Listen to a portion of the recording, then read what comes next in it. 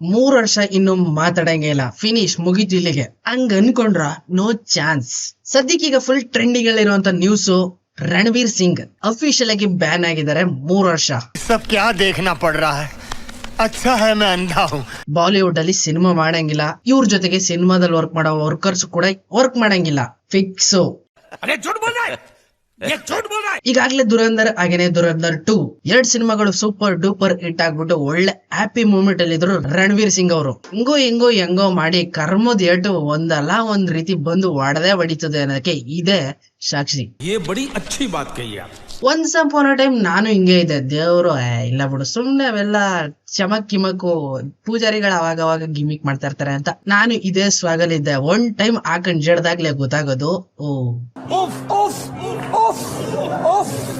ನನಗೀಗ ಕಣ್ಣು ಓಪನ್ ಆಯ್ತು ಅಂತ.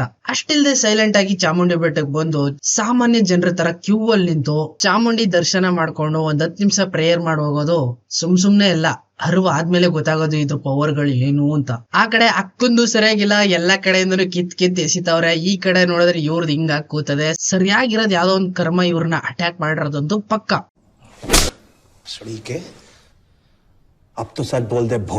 ಆದಷ್ಟು ಬೇಗ ತಡೆಗಿಡೆ ಹೊಡಿಸಿ ಮನೆಗೊಂದ್ ಕಾಯಿ ಕಟ್ಟೋದು ಒಳ್ಳೇದು. ವಿಷಯ ಇಷ್ಟೇನೆ, 3 years ಬ್ಯಾಕ್ ಡಾನ್ 3 ಮಾಡೋದಕ್ಕೆ ಫರಾನ್ ಅಖ್ತರ್ ಅವರು ಪ್ಲಾನ್ ಹಾಕೊಂಡಿದ್ರು. ಈ ಸಿನಿಮಾದಲ್ಲಿ ಹೀರೋ ಆಕ್ಟ್ ಮಾಡೋದಕ್ಕೆ ಇನ್ಯಾರು ಅಲ್ಲ, ರಣವೀರ್ ಸಿಂಗ್ ಅವರೇ ಸೆಲೆಕ್ಟ್ ಆಗಿದ್ರು. ಅದಕ್ಕೆ 10 ಕೋಟಿ ಅಡ್ವಾನ್ಸ್ ಕೂಡ ಆವಾಗ್ಲೇ ಇಸ್ಕೊಂಡ್ಬಿಟ್ಟಿದ್ರಂತೆ. 3 ವರ್ಷದಿಂದನೇ 10 ಕೋಟಿ ಇಸ್ಕೊಂಡವ್ರೆ ಅಂದ್ರೆ ಬಡ್ಡಿ ಎಲ್ಲ ಸೇರಿಸಿ ಎಷ್ಟಾಗಿರ್ಬೇಡ. ಡಾನ್ 3 ಸ್ಕ್ರಿಪ್ಟ್ ಅಲ್ಲಿ ಸ್ವಲ್ಪ ಕಿರಿಕಿರಿ ಇತ್ತು, ಅವಾಗಿಂದನು ಸ್ಕ್ರಿಪ್ಟ್ ಗಳನ್ನ ಚೇಂಜ್ ಮಾಡ್ತಾ ಬರ್ತಾನೆ ಇದ್ರು. ಬಟ್ ರಣವೀರ್ ಸಿಂಗ್ ಅವ್ರಿಗೂ ಕೂಡ ಇಂಟ್ರೆಸ್ಟ್ ಕಡಿಮೆ ಆಗ್ತಾ ಬರ್ತಾ ಇತ್ತು. ಸಿಕ್ಕಿದೆ ಚಾನ್ಸ್ ದುರಂಧರ್ 1 ಹಾಗೇನೆ 2 2 ಸಿನಿಮಾಗಳು ಸೂಪರ್ ಡೂಪರ್ ಹಿಟ್ ಆದ್ಮೇಲೆ ರಣವೀರ್ ಸಿಂಗ್ ಅವ್ರಿಗೆ ಐಪೋ ಆ ಲೆವೆಲ್ ಗೊಂಡಾಯ್ತು. ಬಾಲಿವುಡ್ ಆಲ್ರೆಡಿ ಕೊಳ್ತಾಗಿರೋ ಮಾವನಣ್ಣ ತರ ಆಗಿತ್ತು. ಈ ರಣವೀರ್ ಸಿಂಗ್ ಅವ್ರು ಈ ಸಿನಿಮಾ ಮಾಡಿದ್ದು ವಜ್ರ ಕಿರೀಟ ಬಿದ್ದಂಗ ಆಗ್ಬಿಡ್ತು ಬಾಲಿವುಡ್ ಗೆ. ಇದನ್ನೆಲ್ಲ ನೋಡಿ ಸ್ವಲ್ಪ ಜನ ತಿಕ್ಕ ಹೊರ್ಕೊಂಡವರು ಕೂಡ ಇದಾರೆ. ಎಕ್ಸಾಂಪಲ್ ನಾನೇ ಸ್ವಲ್ಪ ಡೆವಲಪ್ ಆಗಿ ಪಕ್ಕದಲ್ಲಿ ಒಂದು 30-40 ಸೈಡ್ ತಗೊಂಡ್ಬಿಟ್ರೆ ನಮ್ ದೊಡ್ಡಪ್ಪ ಚಿಕ್ಕಪ್ಪರೆಲ್ಲ ಸೇರ್ಕೊಂಡು ಮಾಟ ಮಾತ್ರ ಮಾಡಿಸ್ಬಿಡ್ತಾರೆ, ಅವನ್ ಬೆಳಿಬಾರ್ದು ಅಂತ. ಇನ್ನ 1000 ಕೋಟಿ ಕಲೆಕ್ಷನ್ ಮಾಡಿರೋಂತ ದುರಂಧರ್ ಸಿನಿಮಾ ನೋಡ್ಬಿಟ್ಟು ಯಾರು ತಂದೆ ತಿಕ್ಕ ಉರ್ದಿರಲ್ಲ. ಅದೆಷ್ಟೆಷ್ಟು ಜನ ಸೇರ್ಕೊಂಡು ಶಾಪ್ ಹಾಕಿದಾರೋ, ನಟ್ಕಿ ಮುರಿದಿದಾರೋ, ಮಾಟ ಮಂತ್ರ ಮಾಡಿಸಿದಾರೋ ಯಾರು ಗೊತ್ತು. ಅದಕ್ಕೆ ಹೇಳೋದು ತಡೆಗಿಡೆ ಓಡಿಸ್ಬಿಟ್ಟು ಮನೆಗೊಂದ್ ಕಾಯಿ ಕಟ್ಟಿ ಅಂತ. ಮ್ಯಾಟ್ರ್ ಬರೀ ಅಲ್ಲಿಗೆ ನಿಂತಿಲ್ಲ. ಅಡ್ವಾನ್ಸ್ 10 ಕೋಟಿ ಇಸ್ಕೊಂಡಿದ್ದಲ್ಲ, ಅದಕ್ಕೆ ಸ್ವಲ್ಪ ಇಂಟ್ರೆಸ್ಟ್ ಸೇರಿಸಿ ಒಂಚೂರು ಕೊಡ್ತೀನಿ ವಾಪಸ್ ತಗೊಂಬಿಡಿ, ನಾನಂತೂ ಡಾನ್ ಡ್ರಿಲ್ ಮಾಡಲ್ಲ ಅಂತ ಒಂದೇ ಎಡ್ಕೆ ಕಡ್ಡಿ ತುಂಡಾದಂಗೆ ರಣವೀರ್ ಸಿಂಗ್ ಅವರು ಹೇಳ್ಬಿಟ್ಟವ್ರೆ. ಅದನ್ನ ನೋಡಿ ತಿಕ್ಕ ಹುರ್ಕೊಂಡ್ರಂತ ಫರಾನ್ ಅಖ್ತರ್ ಅವರು ಫಿಲ್ಮ್ ಚೇಂಬರ್ ಹೋಗಿ ಕಂಪ್ಲೇಂಟ್ ಮಾಡ್ಬಿಟ್ಟವ್ರೆ. 3 ವರ್ಷದಿಂದ ಅಡ್ವಾನ್ಸ್ 10 ಕೋಟಿನ ಕೊಟ್ಟು ರಣವೀರ್ ಸಿಂಗ್ ನ ಬುಕ್ ಮಾಡ್ಕೊಂಡಿದೆ. ಅದು ಅಲ್ಲದೆ ಪ್ರೀ ಪ್ರೊಡಕ್ಷನ್ ಕೂಡ ಆಗೋಗ್ಬಿಟ್ಟಿದೆ, ಸ್ಕ್ರಿಪ್ಟ್ ಎಲ್ಲ ಆಗೋಗಿದೆ, ಸ್ಟೋರಿ ಬೋರ್ಡ್ ಆಗೋಗಿದೆ, ಎಲ್ಲ ಆಗೋಗಿದೆ. ಎಲ್ಲ ಸೇರಿ 40-50 ಕೋಟಿ ಆಲ್ರೆಡಿ ಖರ್ಚಾಗ್ಬಿಟ್ಟಿದೆ. ಇದನ್ನೆಲ್ಲ ಯಾರು ಕೊಡ್ತಾರೆ? ಹಂಗಾರ 50 ಕೋಟಿ ಕೊಡು, ನೀನ್ ಬಿಟ್ಬಿಡ್ತೀನಿ ಅಂತ ವಾರ್ನಿಂಗ್. 150 ರೂಪಾಯಿ ಕೊಡಲ್ಲ ಮಗ ಮರೆ, ಏನಾರ ಮಾಡ್ಕೋಗು ಅಂತ ರಣವೀರ್ ಸಿಂಗ್.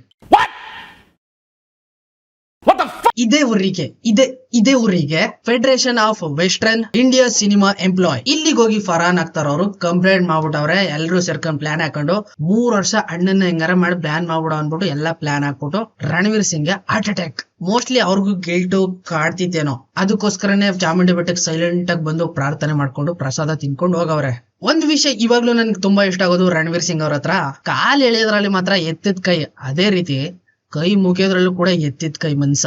ಯಾವ್ದಕ್ಕೂ ತಲೆ ಕೆಡ್ಸ್ಕೊಳ್ದೆ ಇರೋದನ್ನ ಇದ್ದಂಗೆ ಹೇಳ್ಬಿಡೋದು, ಅನ್ಸಿದನ್ ಮಾಡ್ಬಿಡೋದು, ಕ್ಷಮೆ ಕೇಳ್ಬೇಕು ಅಂದ ತಕ್ಷಣ ಕೇಳ್ಬಿಡೋದು, ಕರ್ಮ ಹಾಕನ್ ಗುಮ್ಮದ್ಮೇಲೆ ಇನ್ನೂ ಜಾಸ್ತಿ ಭಕ್ತಿ ಉಕ್ಕಿ ಬರೋದು, ಇದನ್ನೆಲ್ಲ ಓಪನ್ ಆಗಿ ಎಕ್ಸ್ಪೋಸ್ ಮಾಡ್ತಾರಲ್ಲ, ಬಹಳ ಲೈಕ್ ಆಗುತ್ತಪ್ಪ. ಸೊ ಇದಿಷ್ಟು ಈಗ ಮ್ಯಾಟರ್ ಆಗಿರೋದು ಬಾಲಿವುಡ್ ಅಲ್ಲಿ. ರಣವೀರ್ ಸಿಂಗ್ ಅವ್ರಿಗೆ ಸಣ್ಣ ಅಡ್ವೈಸ್, ಬಾಲಿವುಡ್ ಇಲ್ಲ ಅಂದ್ರೆ ಪರವಾಗಿಲ್ಲ, ತಲೆ ಕೆಡಿಸ್ಕೊಳ್ಳೋದಕ್ಕೆ ಹೋಗ್ಬಿಡಿ. ಸೌತ್ ಇಂಡಸ್ಟ್ರಿ ಕಡೆ ಬಂದ್ರು ಕೂಡ ನಿಮ್ಮನ್ನ ಹಾರ್ಡ್ಲಿ ವೆಲ್ಕಮ್ ಮಾಡೋದಕ್ಕೆ ಫ್ಯಾನ್ಸ್ ಗಳೆಲ್ಲ ಕಾಯ್ತಾವ್ರೆ. Don't worry about Bollywood. ಸಿಗ್ತೀನಿ ಮುಂದಿನ ವಿಡಿಯೋದಲ್ಲಿ, ಅಲ್ಲಿವರೆಗೂ ಕಾಯ್ತಾರೆ. ಕೀಪ್ ವಾಚಿಂಗ್, ಬಾಯ್ ಬಾಯ್.